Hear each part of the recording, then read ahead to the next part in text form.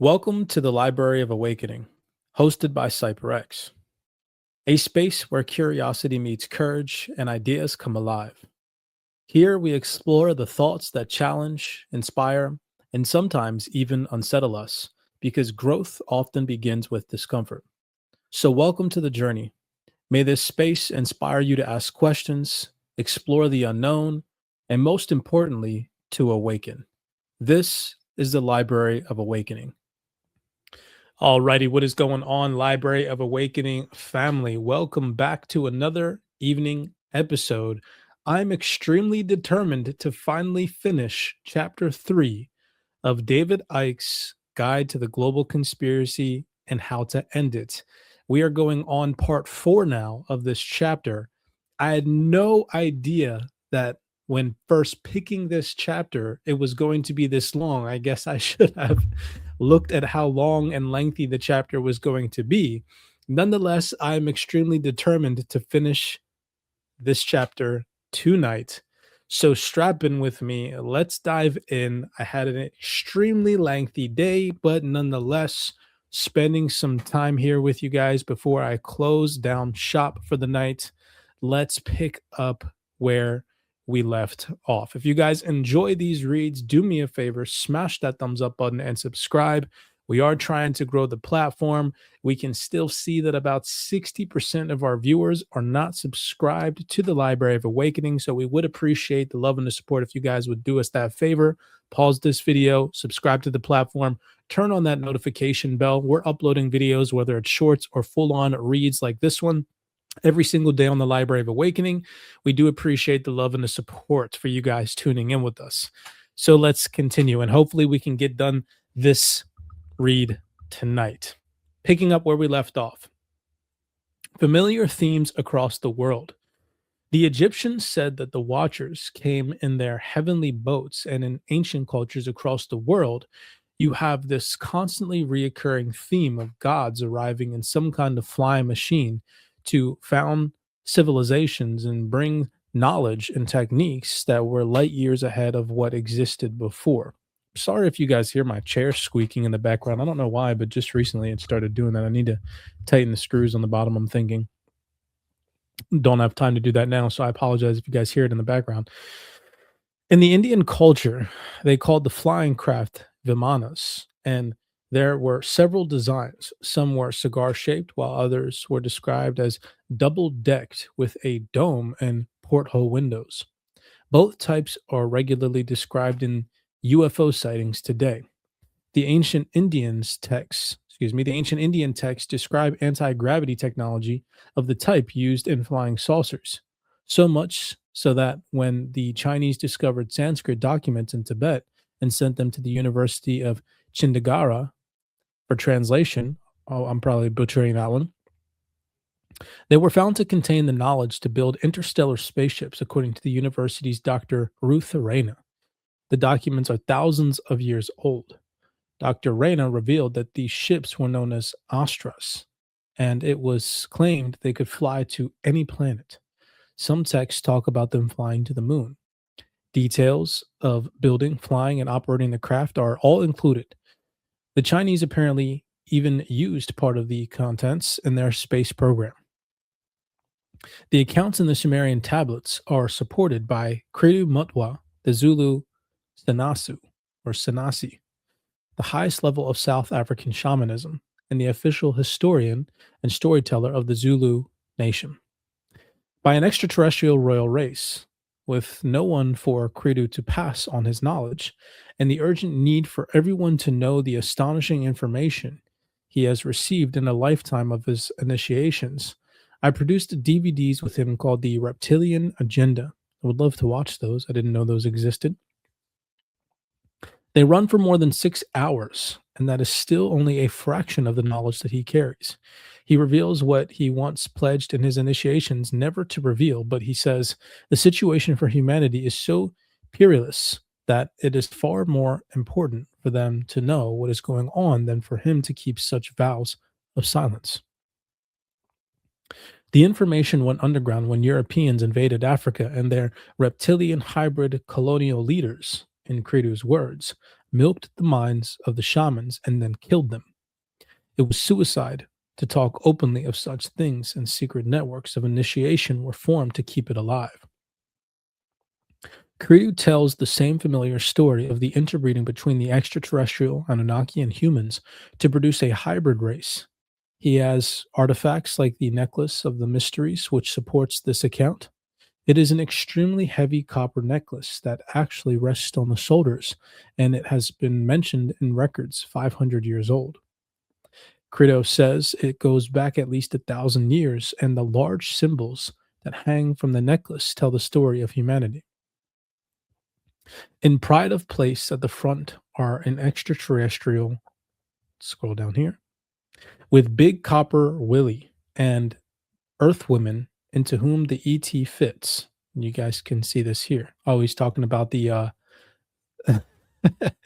he's talking about the ET's, ding dong right there. Let's go. With the Big Copper Willie and an Earth Woman into whom the ET fits. And an Earth Woman into whom the ET fits. This is symbolic, Credo explains, of the union between the people from the stars and the people of the planet. You find the same theme recorded in virtually every ancient culture. Significantly, he says the copper willy was once made of gold before it was stolen and replaced with copper. This mirrors the ancient Egyptian story about the gold penis of their god, Osiris, which is symbolized by the secret societies today, especially the Freemasons, as an obelisk. I actually have a really great physical book that talks about obelisks in detail, how they're placed all over the world. And it's a really great book. Maybe we'll get into that one in the future. The way the extraterrestrial is portrayed on the necklace, Credo says, is merely symbolic because these gods were of a very distinct and non human form, i.e., reptilian, and they warned the people of instant death if they ever depicted them as they really looked. How often we can observe in religious texts the theme that God, the gods, must not be seen or revealed, nor their name ever spoken. Thus, the gods were portrayed as obviously not human, but not as they really looked, although you do find some more literal representations here and there, as with the Ubaid example earlier. Hanging from the necklace of the mysterious, excuse me, hanging from the necklace of the mysteries is a large hand full of symbols. Among these is the all seeing eye, which symbolizes, Credo says, the watchers. Scrolling back up here, this is what they're talking about up here to the top right. There is also the constellation of Orion, which modern researchers have constantly connected with extraterrestrial activity on Earth, and there is a Star of David, so associated with King David and Judaism, but really a symbol used all over the ancient world. As some Jewish historians have stated, it is a symbol found everywhere and only became associated with the Jewish faith when the Rothschilds, the reptilian banking dynasty, began to use it in the 18th century. The necklace of the mysteries includes a very clear flying saucer, which the legend says the extraterrestrials used to fly from their giant mothership to land on Earth. They say the mothership continued to orbit, and it was to here that the leader sheltered during the upheavals of the Great Flood. This is exactly what the Sumerian tablets say. In France, in cave paintings dated to between 10,000 and 30,000 years ago, including oval and disc shaped objects standing on tripod legs with ladders coming down from them. A drawing carved in a cliff at Fergana or Fergana in Central Asia depicted a man who appeared to be wearing an airtight helmet with some mechanical device on his back. It was dated to 7000 BC. Whatever the origin and nature of flying saucers and other such craft, they have been seen and recorded for thousands of years. Credo has painted pictures from ancient and modern descriptions of these reptilian entities. Here you can see this in figure 47, excuse me. And he describes the various levels of the fiercely imposed genetic hierarchy. The lower levels are the warriors, hive mind guys. They operate very much like ants, picking up instructions broadcasted by the queen and act accordingly. The reptilians and their hybrid bloodlines are seeking to do the same with humans, and with so many they have succeeded. Other reptilian entities, as typically described, can be seen in figures 48 and 49. They are ruled by the royal leaders, which have horns and tails, Credo says. And at the very top are beings with a white, albino like skin, and not the greenish or brownish color of others. These are often referred to by researchers as the Draco.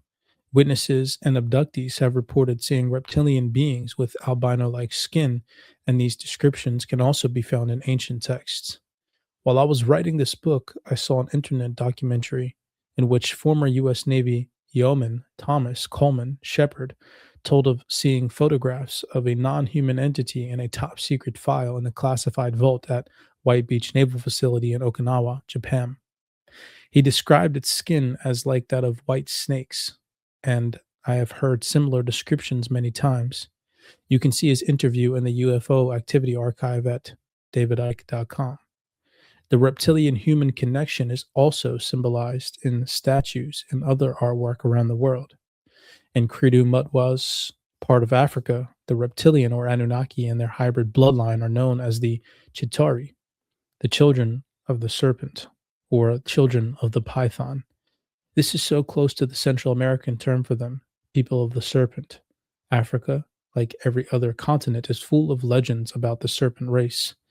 In 2006, archaeologist Sheila Coulson of the University of Oslo in Norway published evidence of python worship 70,000 years ago, and it is the earliest human ritual yet discovered.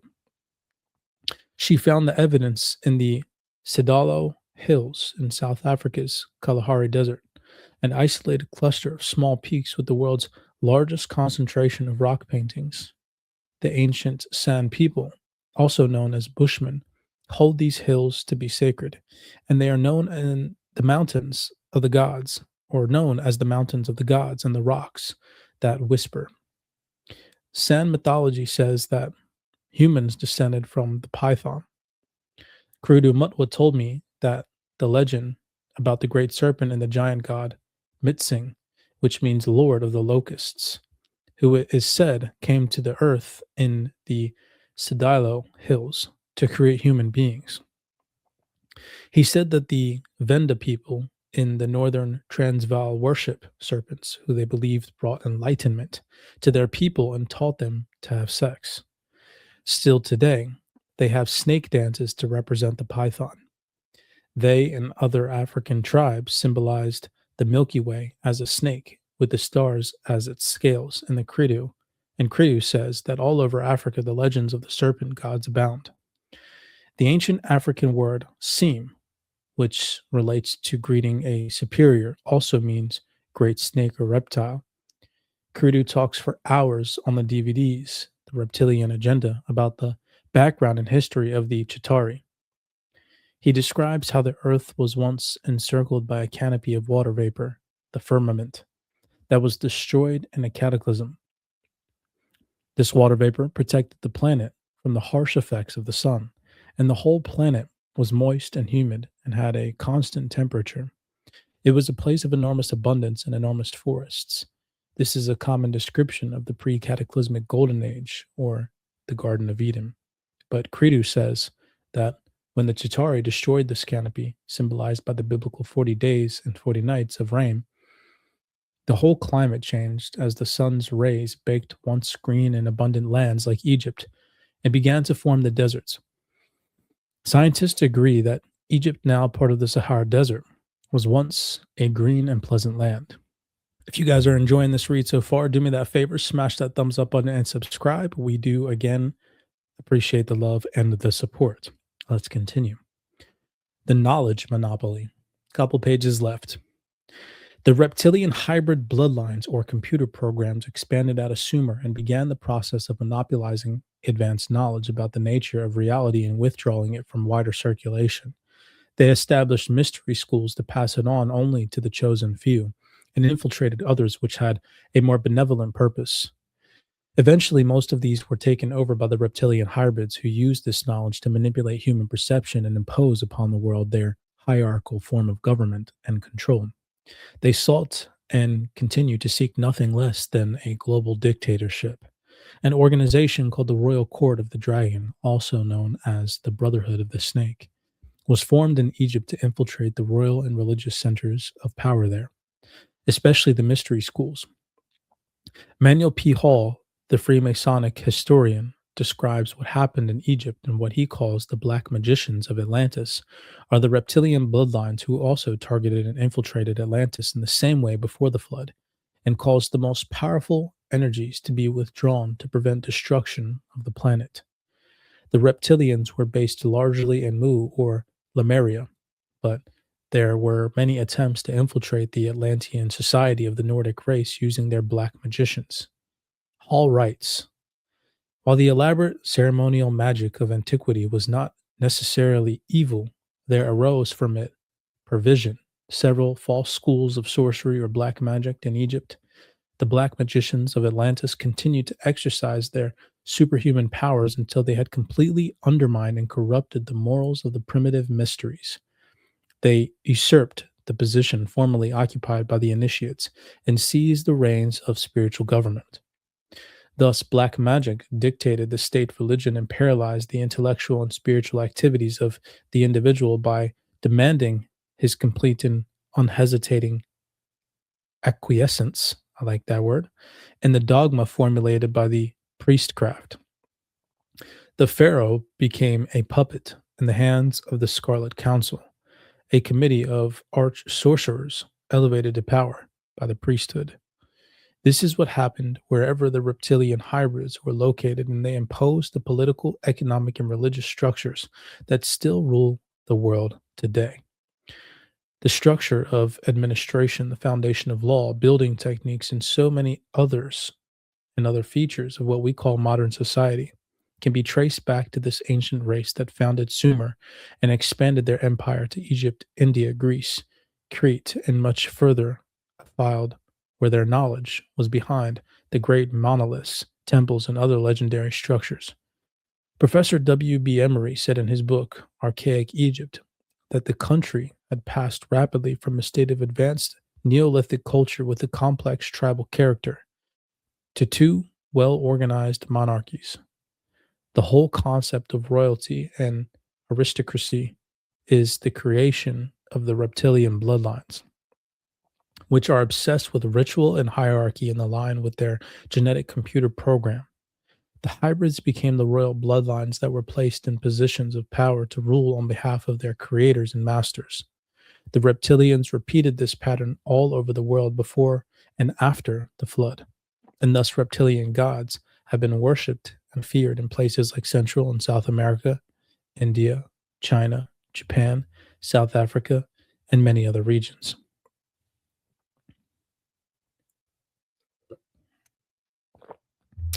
In the late 19th century, Colonel James Churchward, an ardent researcher into the existence of Mu or Lemuria, says he was shown some ancient tablets in the secret vaults of a monastery in northern India. They told the story of how Nakals or Nagamayas, serpents, from the continent of Lemuria and Mu had traveled to India via Burma to establish a colony there. Churchward, I keep saying his name is incorrect, Churchward, put the text together in years of painstaking work and revealed how they described the destruction of Mu, the motherland, and how the Nagamayas or Nagas had traveled to India. The Vedic scholar David Frawley explains how the ancient Hindu holy books, the Vedas, revealed that the earliest royal bloodlines of India, the priest kings, descended from the Bhiragas, who arrived from a place across the sea. The Brigas were an order of adepts initiated into the ancient knowledge. Frawley says in his book, Gods, Sages, and Kings, Vedic Secrets of Ancient Civilization, that the monarchs of these bloodlines included the serpent king Nahusha. They expanded into the 5 tribes that populated a large part of the Indian population. James Churchward wrote a number of books on the civilization of Mu, and he says the Nagas also populated China, Tibet, and parts of Asia. In India, the Buddhist text, the, oh my goodness, I'm going to butcher this one, Mahayatpati, I think I might have got that, Mahayatpati lists 80 kings who descended from the Nagas or serpent kings. Hindu legend says that the Nagas can move between human or reptilian form at will. This is what we call shape shifting. The serpent, sea, or fish gods of Sumer and Babylon were said to be able to change shape and look human whenever they chose. These fish gods were another description of the Anunnaki reptilians. Shape shifting is a common theme which I am going to discuss in more detail later on. Across India, the rulers claimed power because they descended from the Nagas, who were described as offspring from the interbreeding of humans with the serpent gods. Accounts in the Indian epics also refer to how the reptilian Nagas intermingled with white people, the Sumerians, and although their relationship was often one of conflict and distrust, the two interbred the epics report to produce a reptilian mammal hybrid that became the Iranian kings, the Sumerian kings. The Naga-Maya people, with their mother goddess religion, the reptilian religion, were also the origin of the Maya people of Mexico. Researcher Michael Mott wrote in Caverns and Cauldrons and Concealed Creatures. The Nagas are described as a very advanced race or species with a highly developed technology. They also harbor a disdain for human beings, whom they are said to abduct, torture, and interbreed with, and even to eat. The interbreeding has supposedly led to a wide variety of forms, ranging from completely reptilian to nearly human in appearance. Among their many devices are death rays and vimana, or flying disc shaped aerial craft. These craft are described at length in many ancient Vedic texts, including the Bhagavad Gita and the Ramayana. The Naga race is related to another underworld race, the Hindu demons, or Rakshasas. They also possess, as individuals, magical stones or a third eye in the middle of their brows, known to many students of Eastern mysticism today as a focal point for one of the higher chakras, or energy channel points, of the humanoid nervous system. The chakra associated with inner visions, intuition, and other esoteric concepts. The Chinese emperors were the same, and they claimed that their descendants from the serpent gods gave them a right to rule. They were known as lung or dragons, and many of the earliest emperors were depicted with reptilian features, very much like the Nagas.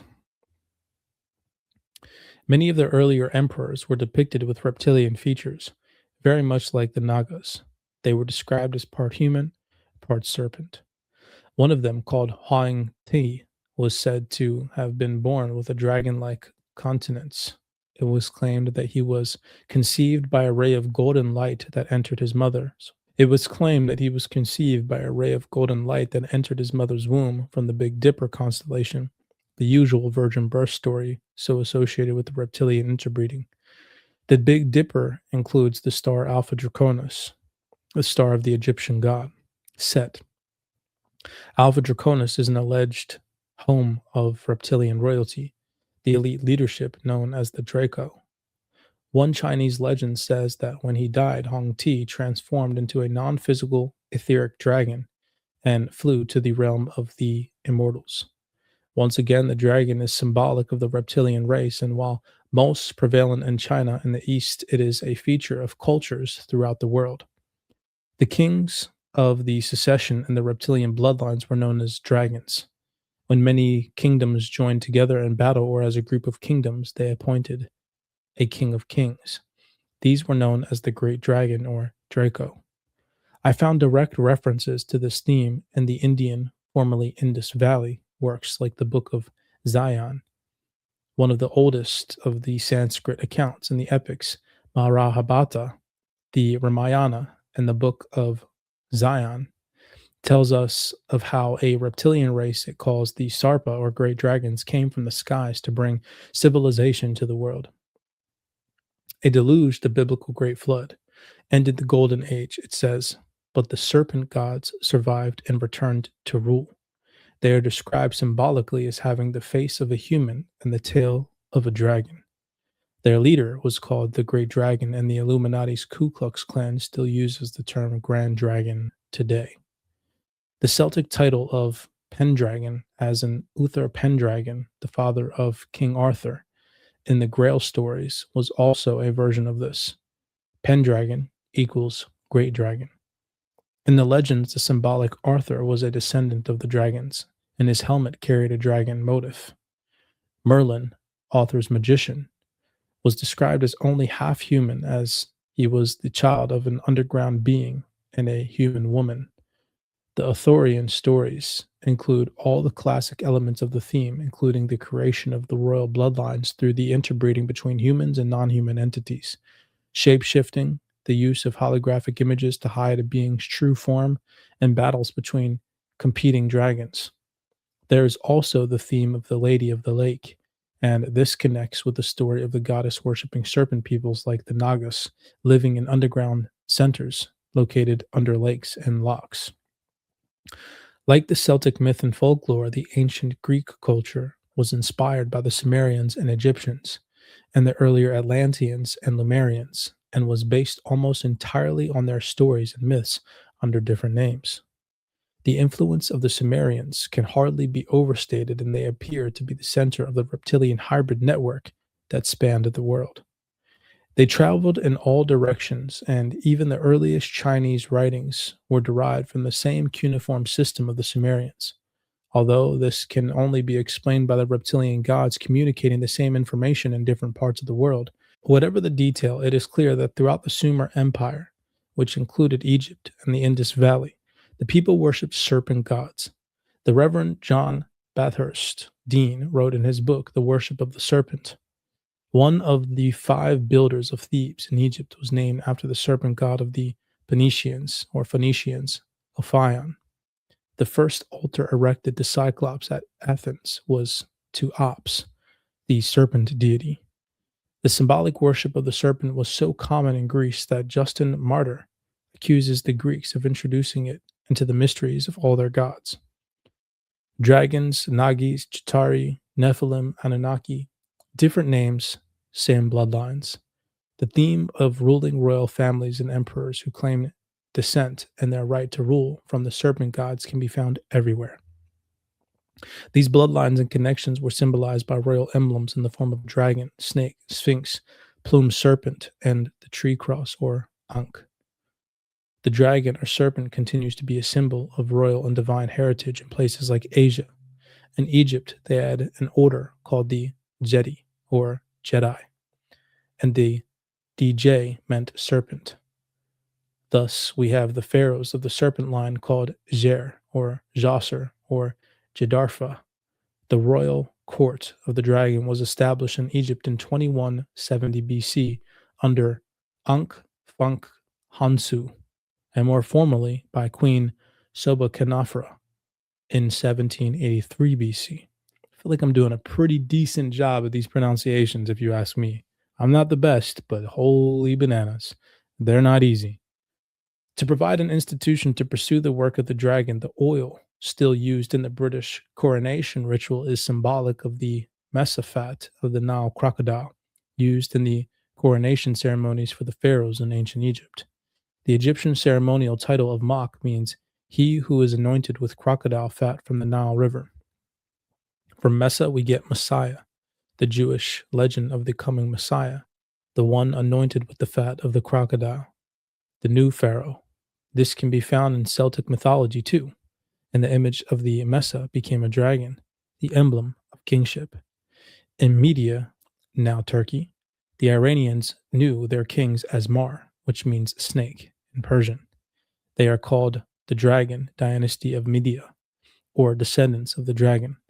The earliest of the royal bloodlines of Central America claimed genetic descendant from the serpent gods, Quetzalcoatl and Itzamna, there you go. The priest kings of the Peruvian Incas were symbolized by the snake, and they wore bracelets and anklets in the image of a snake. In the Mycenaean age in Greece, the kings were, in the words of author Jane Harrison, regarded as being, in some sense, a snake. Cecrops, the first Mycenaean king of Athens, was depicted as a human with a serpent tail. Another, Erechtheus, who founded the Eleusinian, I'll say that again, Erechtheus, who found the Eleusinian Mystery School, was worshipped as a live snake after his death, and according to the legend, King Cadmus shapeshifted into a living snake when he died. The Sumerian accounts tell of flying serpents and dragons breathing fire. Is that symbolic of their aerial aircraft?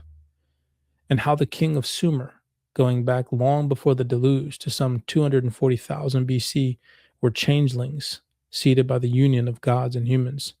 Sargon the Great, that famous ruler of the Sumer Akkadian Empire, claimed this same genetic origin.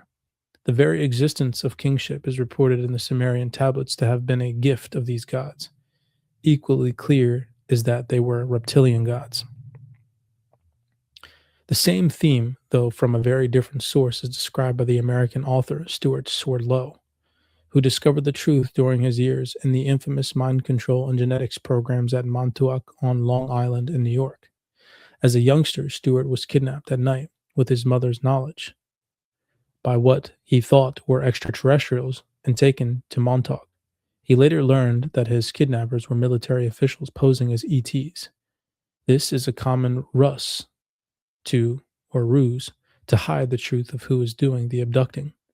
He was forced into the Montauk genetic and mind control program, and he says he found out much later that he was among only 1% who got out alive. During his years under government military control, Stewart says that he learned about the agenda for the global domination and non-human entities behind it all. These entities, he writes, are reptilian. He says he saw reptilian beings at Montauk, and they seemed to pop in and out of physical reality. Stewart tells the story in his book, Blue Blood, True Blood. He says that many and various extraterrestrial groups have come to this planet and seeded the different races.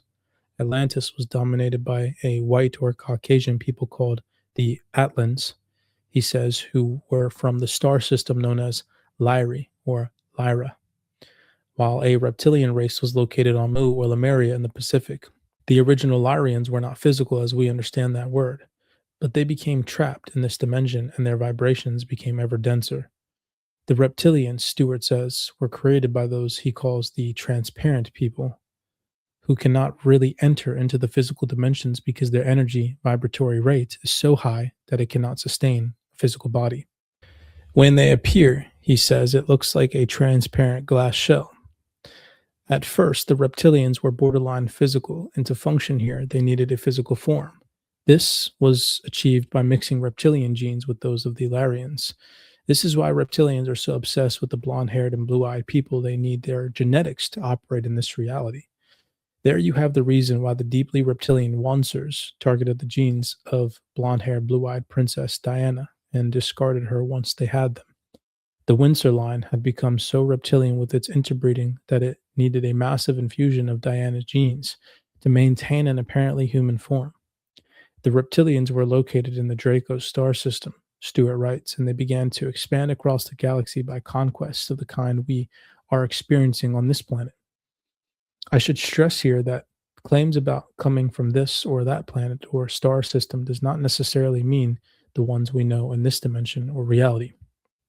Planets and stars have multiple realities, and while they may look lifeless within this frequency range, they could be teeming with life in others beyond human sight. Stewart says the reptilians have been assisted in their conquest by a race from Sirius, the brightest star seen from Earth. There appear to be many extraterrestrial, other dimensional visitors with benevolent or malevolent ambitions for this planet. Among them are the reptilians and those from Sirius, groups from the Orion system that include some of those known as the Greys with the big black eyes.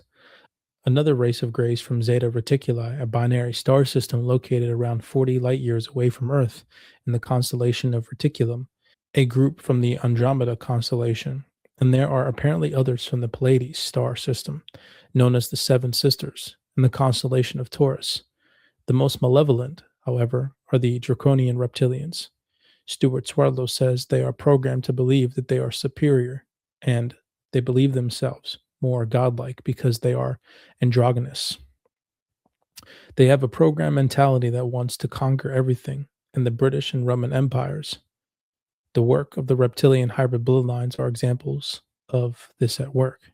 Stewart says that fusing of reptilian genes with those of the Lyrians and others is why humans have so much reptilian DNA and why fetuses go through reptilian type development in the womb on their way to becoming human. He also explains that the royal and aristocratic families have long been called blue bloods because the increased reptilian DNA means their blood contains more copper. This copper based blood turns blue and green when oxidizing, he says, hence the term blue bloods. When Mu Lemuria was destroyed, the survivors relocated to northern India and built a massive underground civilization which is described in endless legends and accounts. They also relaunched their genetic takeover and the location they chose. Stewart says was Sumer. He says the Sumerians became known as the Sumerians or simply Aryans, and they expanded into northern Africa, Central Asia, northern India, and the steppes of Russia. The Aryan leaders or blue bloods became the sultans and rajas of legend, Stewart writes. He says that when the Aryans mixed with the Dravidians, formerly from Lemuria in India, they created the Hindu religion. The caste system of India is a direct copy of the reptilian division of function. The Sumerians infiltrated Egyptian society and implanted their reptilian bloodline into the royal families of the pharaohs, not least through the Hyksos kings. Hyksos symbol was the snake, and their color was red, highly significant in reptilian ritual, and their kings wore the red crown. Stewart says quite rightly that the Egyptians also became known as the Phoenicians and were descendants of Atlantis. As Lyrians, they were blonde haired and blue eyed, with some who are green eyed and red haired. The Phoenician Egyptians sailed to the British Isles and the Americas, as archaeological evidence and other finds have shown. The Sumerians also traveled throughout Africa, taking their hybrid bloodlines with them. Credo Mutwa said the Chitauri interbred directly or through their hybrids with all races to create the bloodline computer network through which they rule in all continents. He said the royal bloodlines of black African kings and queens claim descent from the same gods as the white royalty across the world.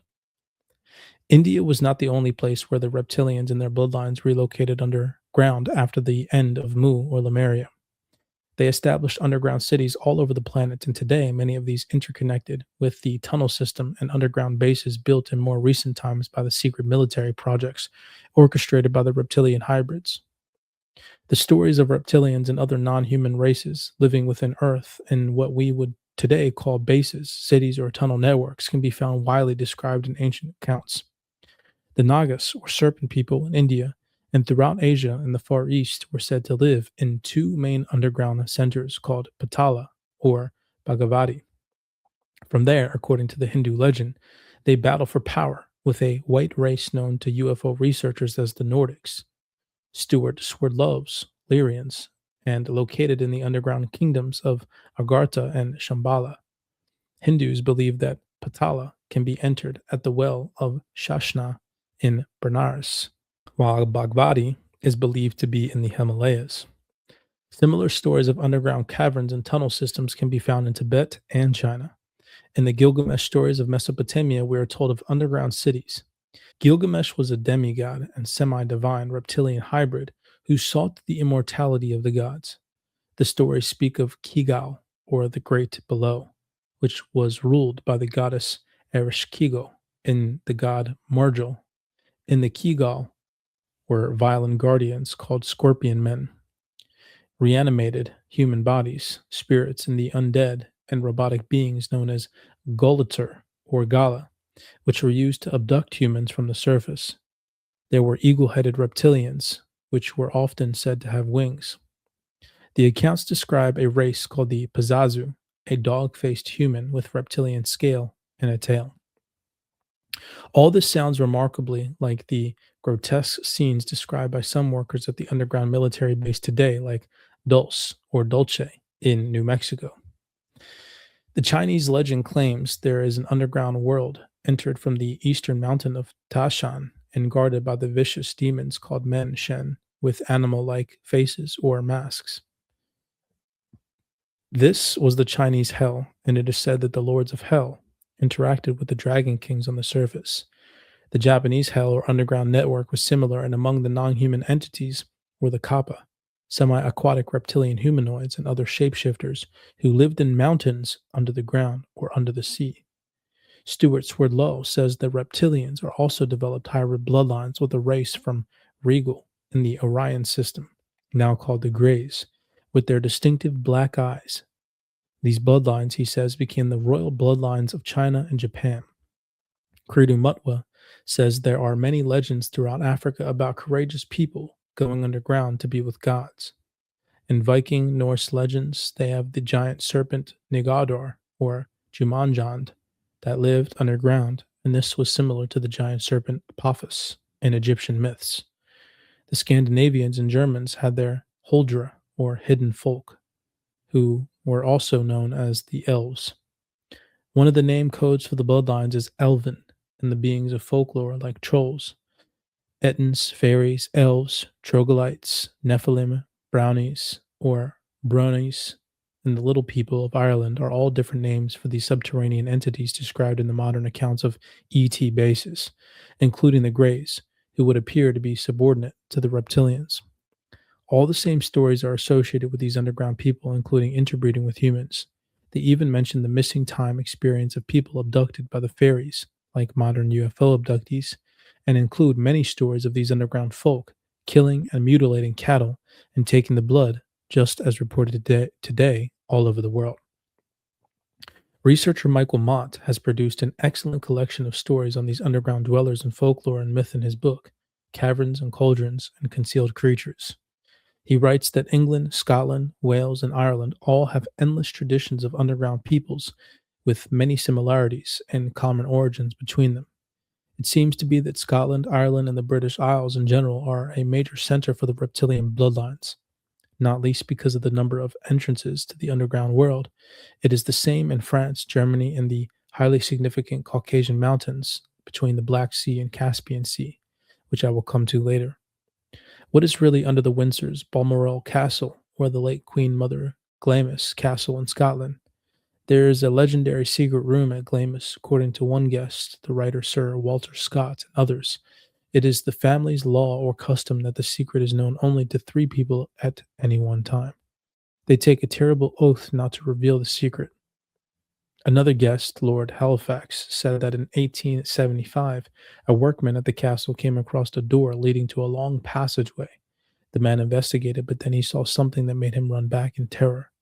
When the 13th Earl of Strathmore was told what the workman had seen, he persuaded him to accept money to emigrate and give his word never to reveal what he saw. Lord Halifax said that after the incident, the Earl was a changed man who became silent and moody, with an anxious, scared face.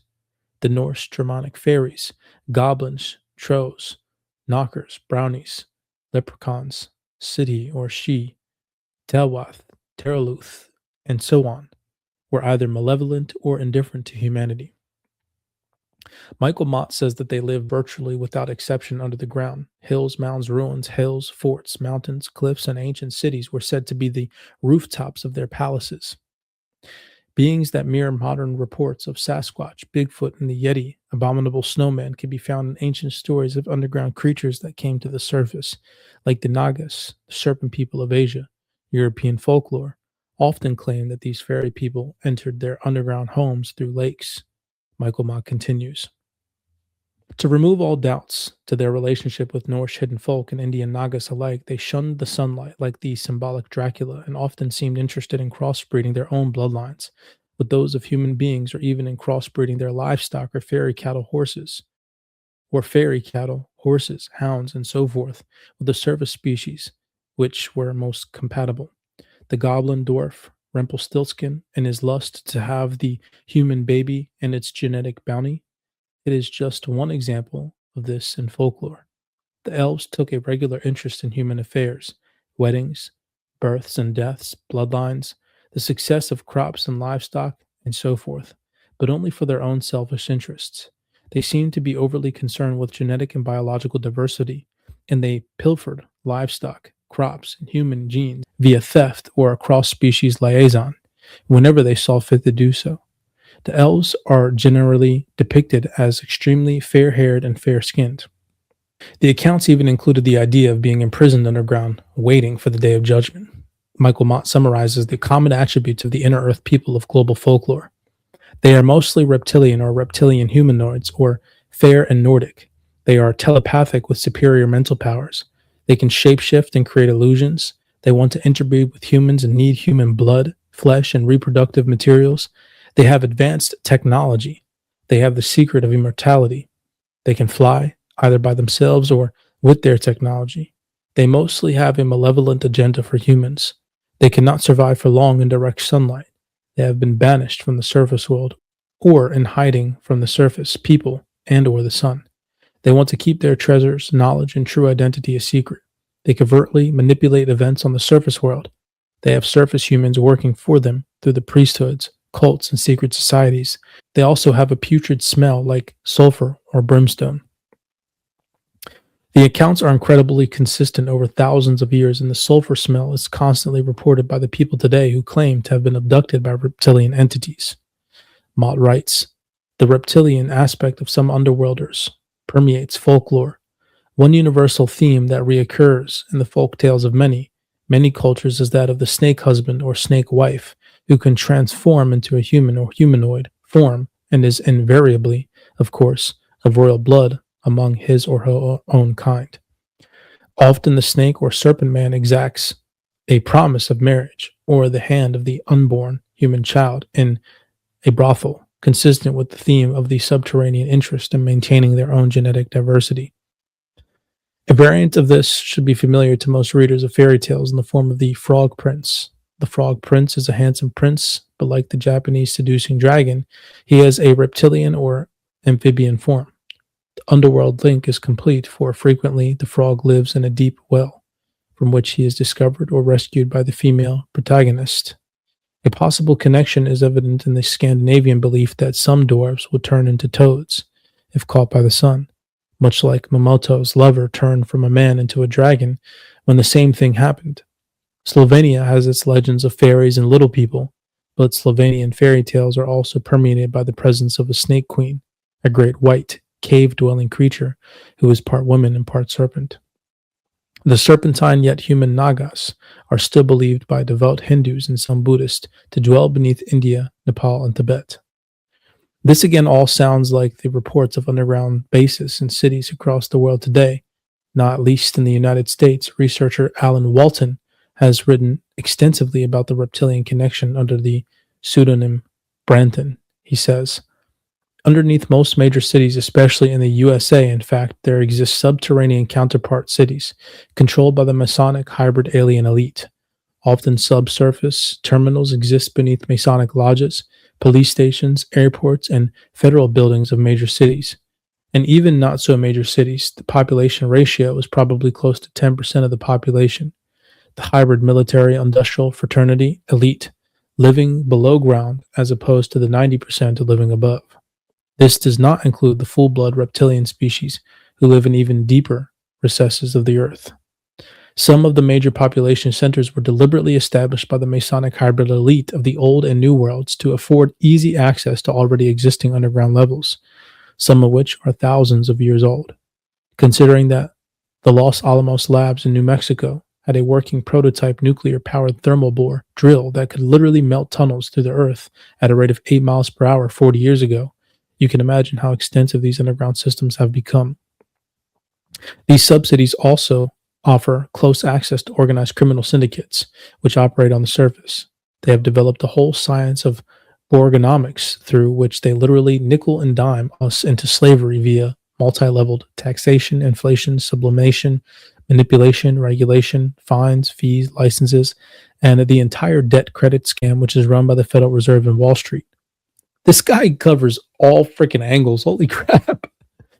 New York City, I can confirm, is one of the largest draconian nests in the world, or rather the ancient underground Atlantean systems, the network beneath that area. They literally control the entire Wall Street pyramid from below, with more than a little help from reptilian bloodlines like the Rockefellers, etc. In fact, these reptilian genetic lines operate in a parasitic manner, the underground society acting as the parasite society and the surface society operating as the host society. I know the content of this chapter will be very challenging to most people because it is so far from the official imposed by the reptilian system. But then that's the idea, to divert us from the truth so that they can continue to gather ever more control while we have no idea what is going on. The human body computer has been bred, or rather encoded, to be a slave to the will of its makers, and so far we have played our part brilliantly. We have allowed the program to dictate our perception and behavior rather than our infinite awareness, and we have had our attention diverted from seeing who the controllers are. While humans have been focused on survival or irrelevant diversions like game shows and celebrity gossip, a few interbreeding bloodlines or computer programs have seized even more power and influence. Today, after thousands of years of scheming, they are on the brink of global dictatorship.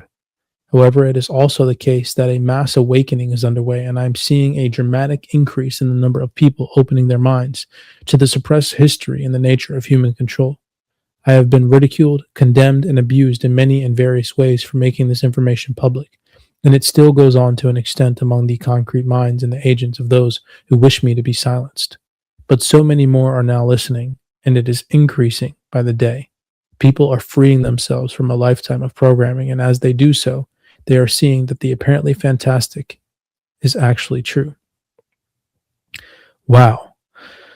What a mic drop. Geez Louise, if you guys have stuck around with me through the entirety of these episodes, many blessings to you guys. Seriously, we do appreciate the love and the support. Before you head off, do me a favor, smash that thumbs up button and subscribe. Don't forget that this is just one chapter out of many in David Icke's Guide to the Global Conspiracy Theory, which can be found inside the private CyberX Discord. Literally hundreds, if not thousands, of books shared on a weekly basis inside our private community. You guys can always head over to cyberxtrading.com. We'd love to have you on the team. Enlighten yourself in this year, 2026.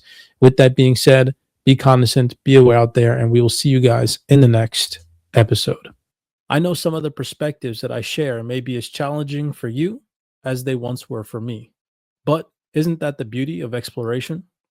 Every perspective, no matter how unconventional, has something valuable to contribute to it if it's shared. Knowledge is not absolute. It's a living, breathing phenomena, shaped and reshaped over time. The important thing is not always be right, but to always be curious.